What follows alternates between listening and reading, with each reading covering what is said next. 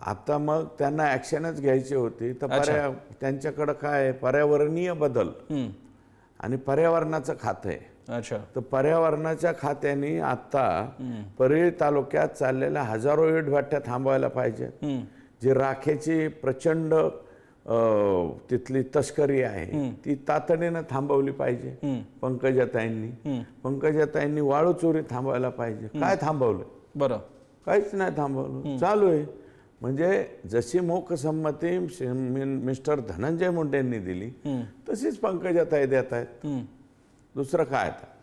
किंवा त्यांनी येऊन म्हणावं पुढं की हे ज्याच्या बाबतीत मी विरोध करते, असं करते, तसं करते.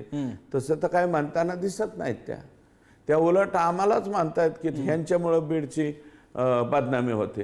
अहो, बीडची बदनामी आमच्यामुळं नाही होत, तुमच्या राखेमुळं होते, तुमच्या वाळूमुळं होते, तुमच्या मर्डरमुळं होते, तुमच्या हे विंड पॉवरच्या लोकांना त्रास देण्यामुळं होते.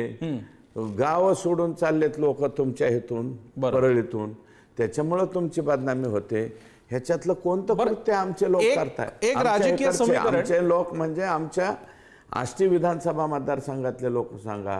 पीक विमा तुमचाच घोटाळा. आष्टी मतदारसंघ बीड, गेवराई, माजलगाव आणि केज ह्या मतदारसंघामध्ये 10 तालुके येतात. या 10 तालुक्यातले लोक एकीकडं आणि एकट्या परळीचे लोक एकीकडं, म्हणल्यावर बदनामी कोणामुळे होती? एक यातला